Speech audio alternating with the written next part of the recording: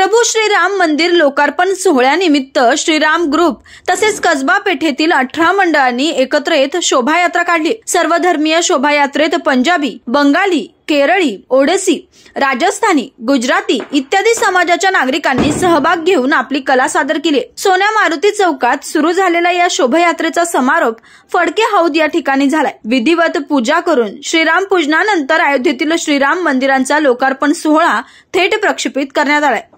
यावेळी नागरिकांना प्रतिकात्मक हत्तीवरून साखर वाटण्यात आली।